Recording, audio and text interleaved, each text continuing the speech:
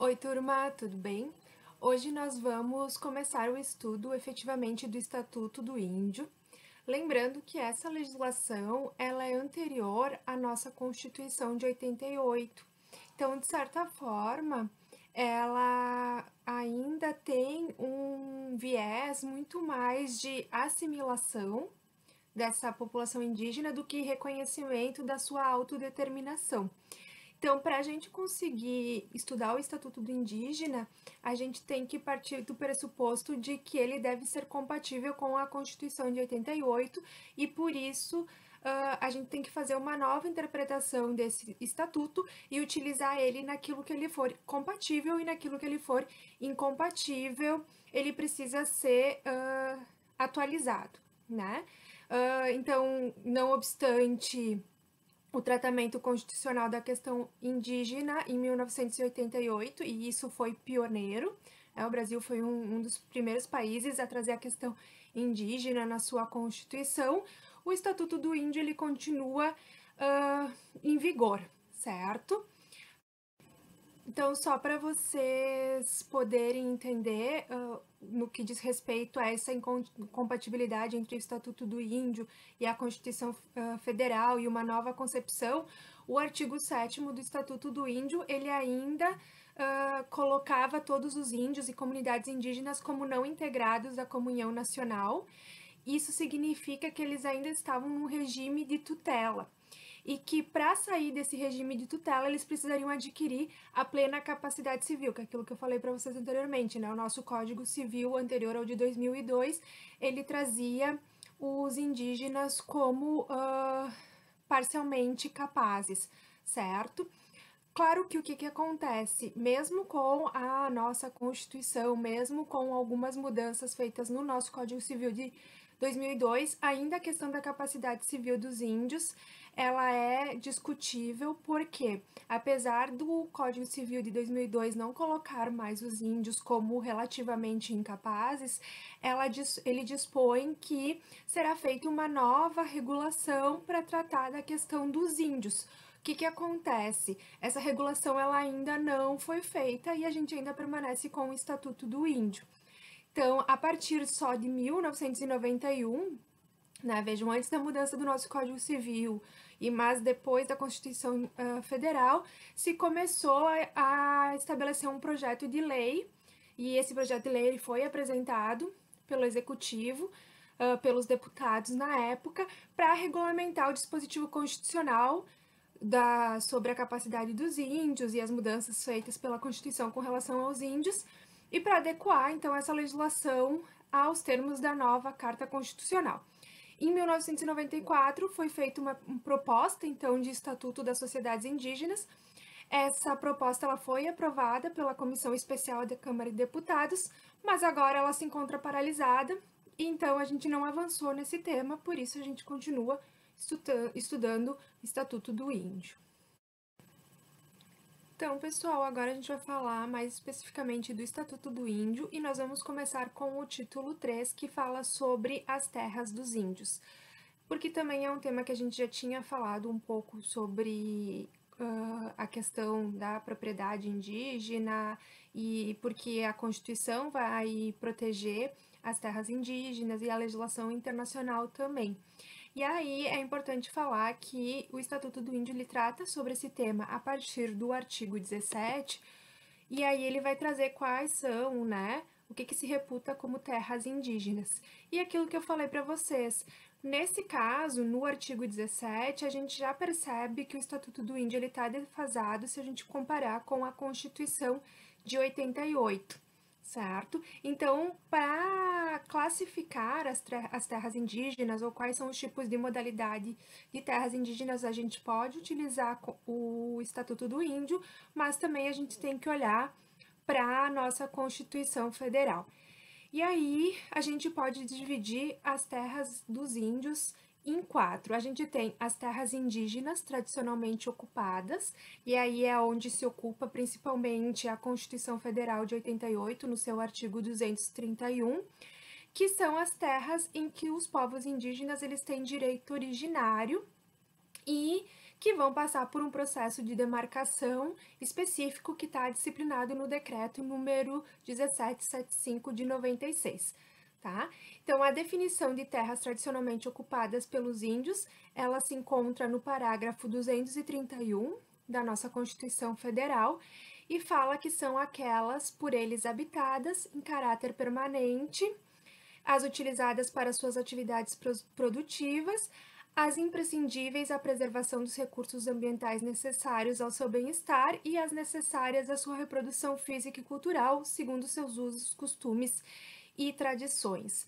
Então, as terras indígenas tradicionalmente ocupadas são a maior parte das terras indígenas e são aqueles locais em que os índios moram em caráter permanente ou que eles tenham esse vínculo também físico, cultural, onde eles realizam seus costumes, as suas tradições, e isso é necessário para assegurar o bem-estar e a preservação dos recursos ambientais daquela área, certo? Depois a gente vai ter as reservas indígenas, que aí é uma outra categoria, e as terras indígenas são aquelas terras doadas por terceiros, né? Ou então eram terras de propriedade de outras pessoas e elas podem ser doadas para que sejam destinadas à ocupação de povos indígenas, ou ainda a terras adquiridas ou desapropriadas pela União e que a União destina a posse permanente dessas terras aos povos indígenas. Tá? Então, são terras que pertencem ao patrimônio da União, seja porque foram adquiridas ou porque foram desapropriadas pela União ou doadas por terceiros e que foram reservadas, então, para ocupação por pessoas indígenas, certo? Mas o número, né, vamos dizer assim, a dimensão dessas terras não é muito grande. A gente vai ver agora uma imagem sobre, proporcionalmente falando, a ocupação em reservas indígenas ela é muito pequena se a gente for comparar, então, com as terras tradicionalmente ocupadas.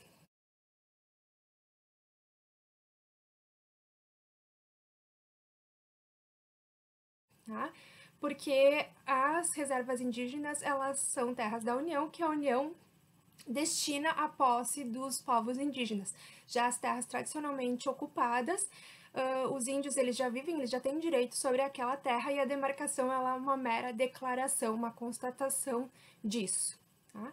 Depois, uma outra modalidade são as terras dominiais, que são as terras de propriedade das comunidades indígenas, havida por qualquer forma de aquisição de domínio, nos termos da legislação civil, então são terras que foram adquiridas por essa população indígena por alguma forma de aquisição de domínio.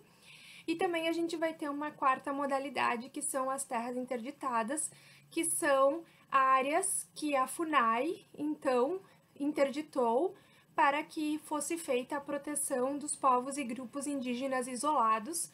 Então, são aqueles grupos indígenas, povos indígenas que não têm qualquer contato, né, com outros grupos de pessoas, com a sociedade de forma geral. Então, eles vivem isolados, vivem ainda de forma bastante primitiva, né? E aí, para proteger esses grupos, essas terras elas acabaram sendo interditadas ou podem ser interditadas pela FUNAI, certo? E esse processo ele também está disciplinado no decreto 1775 de 96. Bom, pessoal, aí o artigo 19 do Estatuto do Índio vai dizer que as terras indígenas, por iniciativa e orientação do órgão federal de assistência ao índio, que no caso é a FUNAI, serão administrativamente demarcadas. Então, ele fala sobre a questão da necessidade e do processo de demarcação, mas o processo de demarcação, ele não está estabelecido no Estatuto do Índio, mas por esse decreto que eu acabei de mencionar para vocês, o decreto 1775 de 96. Com relação à demarcação, é importante a gente lembrar que elas serão feitas, realizadas em relação às terras indígenas tradicionalmente ocupadas, ou seja, aquela primeira modalidade que eu falei para vocês. Porque quando a gente fala em reservas indígenas, a gente já tem uma área determinada que foi doada, adquirida, ou desocupada pela União, certo? Desapropriada pela União. Então, ela já tem a sua delimitação certa e ela vai ser determinada para reservas indígenas. As terras dominiais, da mesma forma, são terras adquiridas e de propriedade das comunidades indígenas, e as terras interditadas, aí sim, elas também podem passar por um processo de demarcação, tá? Então, pessoal, com relação ao processo de demarcação que consta nesse decreto, essas fases, elas correspondem a 6 e estão previstas da seguinte forma.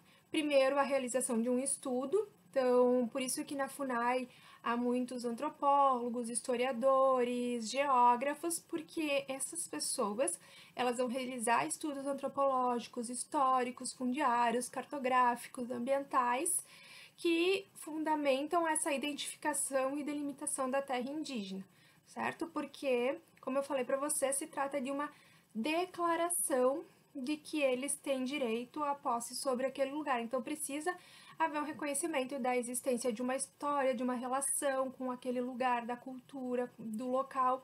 Então, por isso é feito esse estudo. Depois disso, as terras que tiverem esse estudo aprovado pela presidência da FUNAI, vai ter a conclusão publicada no Diário Oficial da União, né? E aí, elas vão se encontrar, então, na fase do contraditório administrativo, que quem analisa é o Ministério da Justiça. Então, nessa etapa, vai ter exatamente a discussão sobre a delimitação. O estudo ele propõe, mas isso pode ser contestado e por isso que esse estudo ele é tornado público. Então, tornado público, cabe realizar esse processo de receber, né, pedidos e petições para discutir a questão da delimitação, e quem decide, então, é o Ministério da Justiça, que vai expedir uma portaria declaratória da posse tradicional indígena se não houver nenhum tipo de reclamação, ou se essas reclamações não forem levadas adiante ou forem negadas, ou até que se conclua essa fase administrativa do contraditório. Concluída a fase do contraditório, essas terras elas vão ser então delimitadas, e aí vem uma terceira fase, que é a declaração. Então, essas terras que obtiverem a expedição da portaria declaratória pelo Ministério da Justiça, elas estão autorizadas a serem demarcadas fisicamente com a materialização dos marcos e georreferenciamentos. Então, a declaração nada mais é do que tornar física a delimitação que foi estipulada naqueles estudos, tá? Depois da declaração, vem a próxima fase, que é a homologação. São terras que os seus limites já estão demarcados, materializados, e cuja demarcação administrativa foi homologada por decreto presidencial. Então, a homologação ela é feita pelo presidente da República como uma das fases já mais finais desse processo. E, por fim, então, quando houver o decreto de homologação, se vai proceder à regularização dessas terras, que nada mais é do que o registro em cartório em nome da União e na Secretaria do Patrimônio da União. Porque, como eu falei para vocês, a propriedade ela é da União, que cede a posse dessas terras para os povos indígenas, certo? Então, esse é o processo de demarcação das terras indígenas. E, por fim, pessoal, no caso da interdição, tem ainda uma última etapa, que seria a restrição de uso e ingresso de terceiros para a proteção dos povos indígenas isolados. Tá? Então, no caso desse grupo de povos indígenas que vivem em isolamento, tem ainda uma última fase, que é a fase de interdição dessas áreas que foram demarcadas.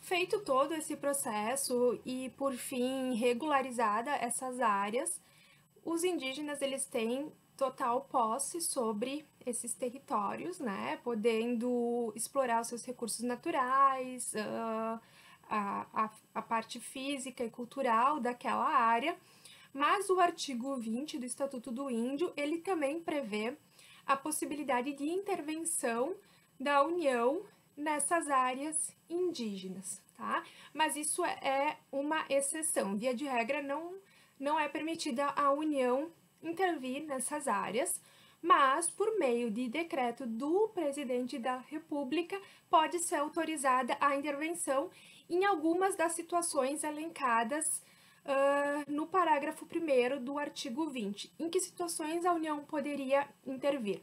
Para pôr termo, ou seja, fim, né, a luta entre grupos tribais, então dois grupos indígenas rivais, por exemplo, que disputam aquela terra, a União poderia intervir para acabar, né, com essa luta entre esses grupos. Depois, pessoal, bem importante nos dias atuais, para combater graves surtos epidêmicos que possam acarretar o extermínio da comunidade indígena ou qualquer mal que ponha em risco a integridade do silvícola ou do grupo tribal. Então, pode haver uma intervenção da União nesse sentido para evitar que, por exemplo, um surto de alguma doença acabe por exterminar aquela comunidade. Então, a gente tem discutido muito isso na questão agora do coronavírus, porque tem afetado diretamente essas comunidades indígenas e porque elas também não têm acesso a sistemas de saúde muito próximos ou não conseguem acessar o sistema de saúde, porque elas vivem dessa forma comunitária. Então, uma vez que uma pessoa contrai a doença, é muito fácil daquela doença se espalhar dentro da tribo. Então, isso é um problema muito sério agora com relação ao coronavírus. Depois, a gente ainda tem a possibilidade de decretação da intervenção para imposição de segurança nacional, né, ou para imposição da segurança nacional. Depois, pessoal, para a realização de obras públicas que interessem ao desenvolvimento nacional. Então, aqui ele abre uma margem, né, para, vamos dizer assim, deslocar esses povos dos locais onde eles estão, nas suas terras demarcadas, já vamos falar um pouco mais sobre isso, ou para reprimir a turbação ou o esbulho em larga escala, certo? Também pode ser feita interdição para a exploração de riquezas do subsolo de relevante interesse para a segurança e o desenvolvimento nacional. Vamos supor que se descubra uma reserva de petróleo ou uma reserva de carvão no local e que há um interesse em explorar, e isso se encontra no subsolo, poderia a União intervir nesses casos. E aí, pessoal, no decreto presidencial que determina a intervenção, será obrigatório que ele disponha sobre a gravidade do fato e quais vão ser as medidas que vão ser adotadas. E o próprio Estatuto do Índio, no parágrafo 2º, fala quais são as medidas possíveis, como, por exemplo, para a contenção de hostilidades, o objetivo é que se evite o emprego de força contra os índios. Então, qual vai ser a medida adotada, não considerando a possibilidade de emprego do uso da força? Uma outra medida que o Estatuto do Índio traz é o deslocamento temporário de grupos tribais de uma para outra área, né? Ou uma terceira possibilidade é a remoção de grupos tribais de uma para outra área. Isso é comum, por exemplo, quando a gente fala na realização de obras públicas ou na exploração de riquezas do subsolo. E ainda por cima, o parágrafo 3, ele vai dizer que somente caberá a remoção do grupo tribal quando de todo impossível ou desaconselhável a sua permanência na área sob intervenção, certo? Então, na verdade, a remoção é a última possibilidade, o último recurso, tá? E esse grupo ele deve ser removido para uma área equivalente à anterior, inclusive no que diz respeito às condições ecológicas do local. sobre a ocupação dessas terras, e essa regulamentação vai aparecer no artigo 22 ao 25 do Estatuto do Índio, mas principalmente aqui também, de novo, na nossa Constituição Federal, no artigo 232, 230, no artigo 232, tá? Mas falando do Estatuto do Índio, ele vai dizer que, então, cabe aos índios a posse permanente da terra, e com isso o direito ao usufruto exclusivo das riquezas naturais e de toda a utilização daquelas terras, tá? E obviamente que essas terras elas serão inalienáveis porque elas pertencem inclusive à União e ocupada pelos índios, eles detêm a posse, e se isso está regulamentado também não cabe à União alienar essas terras, mas claro, como eu falei para vocês, tem essa possibilidade de interdição, tá? E aí, ainda o artigo 23 vai falar que considera-se posse do índio a ocupação efetiva da terra que, de acordo com os usos, costumes e tradições tribais, detém e onde habita ou exerce atividade indispensável à subsistência ou que lhe seja economicamente útil. Porque lembrando, pessoal, que os índios, eles dependem da terra, da exploração das riquezas naturais que ali existem, da utilização dessa terra, enfim. Então, ela é também o seu meio de subsistência. Sobre as reservas indígenas, o Estatuto do Índio vai falar sobre elas no artigo 26 e seguintes. E aqui é importante só mencionar, pessoal, como eu falei para vocês anteriormente, que elas não passam necessariamente por esse processo de demarcação, tá? Mas, via de regra, se a gente for pegar a ideia, o conceito de terras de reservas indígenas, significa que a União ela poderá estabelecer em qualquer parte do território nacional áreas destinadas à posse e ocupação pelos povos indígenas, e aí eles também vão ter direito ao usufruto, à utilização das riquezas naturais e entre outras dessas reservas indígenas. O processo de regularização, na verdade, ele é mais simples, né? Ou então a União ela vai encaminhar aquela área como reserva indígena. Então, vai ter um procedimento administrativo visando a sua aquisição ou desapropriação através da doação, e aí ela vai ser encaminhada como terra indígena, e depois é só feita a regularização, ou seja, essa área adquirida ela vai ser também feita, vai ser feito o registro dela em cartório em nome da União, e elas vão ser destinadas à posse e usufruto exclusivo dos povos indígenas. Então, quando é feita esse registro, no registro a gente pode colocar ali também, né, a que se destina àquela terra, e aí é colocado, então, o direito à posse e usufruto dos povos indígenas. Sobre as terras de domínio indígena, que eu mencionei para vocês também, que é uma das modalidades, e que são terras em que os povos indígenas, a comunidade indígena, ela adquire a propriedade sobre aquela terra, está muito ligado também a uma ideia de uso capião por parte da população indígenas. Então, elas são de propriedade plena da comunidade indígena, né? E elas são adquiridas por qualquer forma de aquisição de domínio.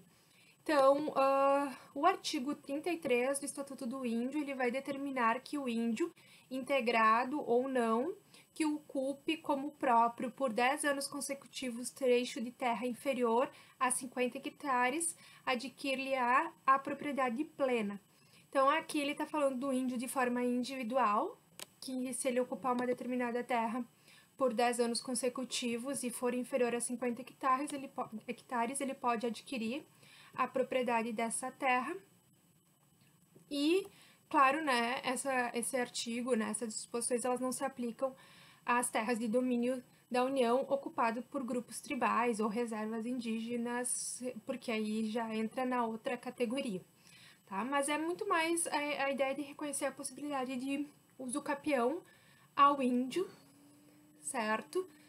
De alguma outra terra que ele venha ocupando, né, de forma plena. certo? Na sequência, a gente vai ter a previsão da defesa das terras indígenas. E aí, pessoal, o artigo 34, ele fala que a FUNAI, né, o órgão federal, tem a obrigação de assegurar a defesa dessas terras indígenas, mas também ela pode solicitar a colaboração das Forças Armadas e da Polícia Federal também.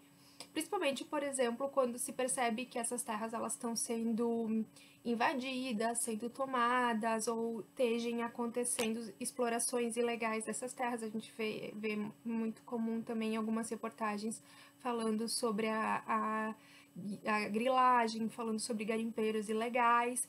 Então, se trata da defesa dessas terras indígenas e aí sim também cabe tanto a FUNAI como também o auxílio das Forças Armadas e da Polícia Federal.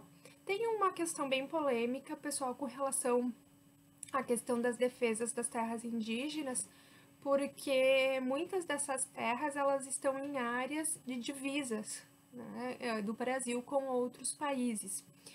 E principalmente se a gente pegar ali na região da floresta amazônica também. E, obviamente, que essa população ela deve viver ali sem qualquer intervenção da União e a utilização de forças, né, policiais, forças armadas na defesa dessa terra é uma exceção. Só que, por outro lado, existe uma preocupação com relação às fronteiras e aí se discute exatamente isso, se não deveriam, né, esses militares estar ali de forma permanente, mas ao mesmo tempo, se eles estão ali de forma permanente, a gente também vai ter uma intervenção contínua no território dessa população. Então, é algo bem controverso essa questão das terras indígenas em fronteiras e a utilização de das forças armadas e da proteção dessas fronteiras, tá? Fora isso, essa defesa física das terras, a gente também tem a questão da defesa de forma judicial, né? Então, o Estatuto do Índio ele fala que cabe à FUNAI a defesa judicial ou extrajudicial dos índios, então a FUNAI é um representante dos povos indígenas judicialmente também.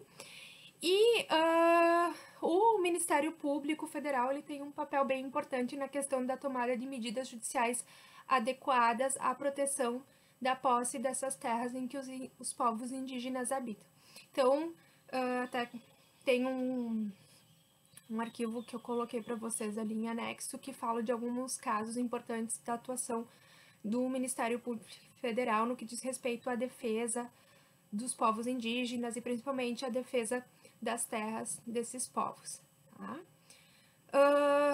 Fora a questão da possibilidade da FUNAI de representar, o Estatuto do Índio ele também diz que os grupos tribais ou comunidades indígenas eles são partes legítimas para a defesa dos seus direitos em juízo e cabendo, se for o caso, a assistência do Ministério Público Federal ou da FUNAI. Então, não é que somente a FUNAI vai poder representar os índios judicialmente, eles também podem ser partes legítimas, mas a FUNAI ela pode assistir e o Ministério Público Federal também pode assistir essa população no caso de defesa judicial, principalmente das suas terras. Por fim, falando das terras indígenas, no capítulo 13 ele vai falar sobre os bens e renda do patrimônio indígena.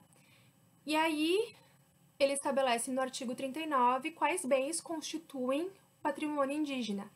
São as terras pertencentes ao domínio dos grupos tribais ou comunidades indígenas, o uso fruto exclusivo das riquezas naturais e todas as utilidades existentes nas terras ocupadas por grupos tribais ou comunidades indígenas, os bens móveis ou imóveis adquiridos a qualquer título. Então, esses são os bens, né, que são considerados os bens da população indígena.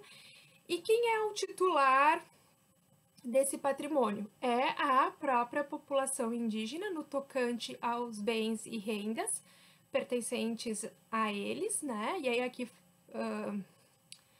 também fala sobre o grupo tribal ou comunidade indígena quanto à posse e usufruto das terras, e também os títulos aquisitivos de propriedade em relação aos respectivos imóveis.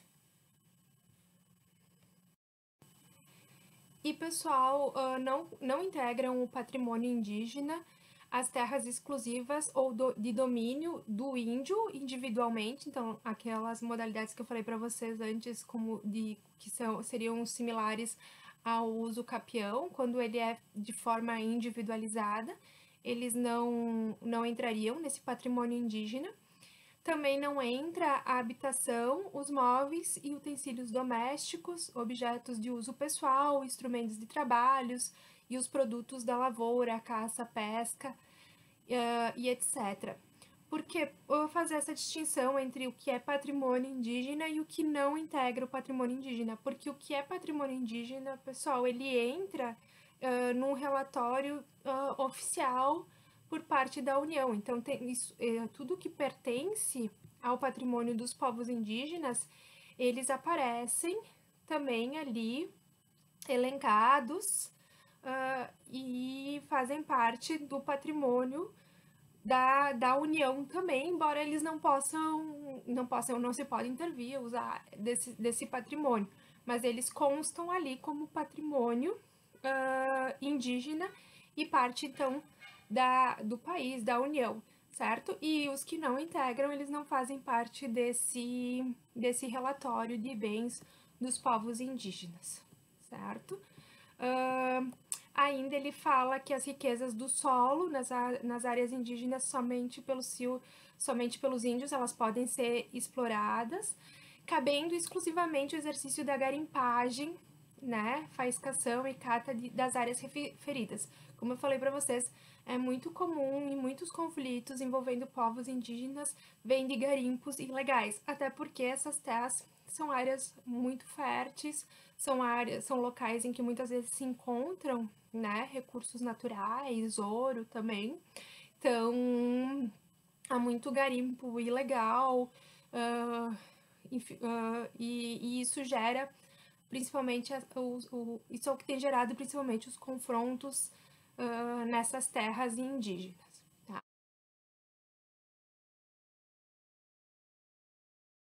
Mas o que a lei determina é que esses povos eles têm o direito ao exercício exclusivo dessas atividades nas suas terras.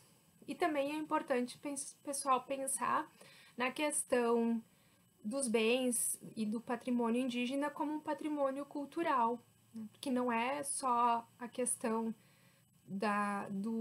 dos recursos naturais, do meio ambiente, mas é também todo um patrimônio cultural de conhecimento de uso desses recursos naturais, ervas, as suas próprias vivências, suas culturas em si, né? São algo importante que deve ser preservado e mantido e que seria patrimônio cultural nacional.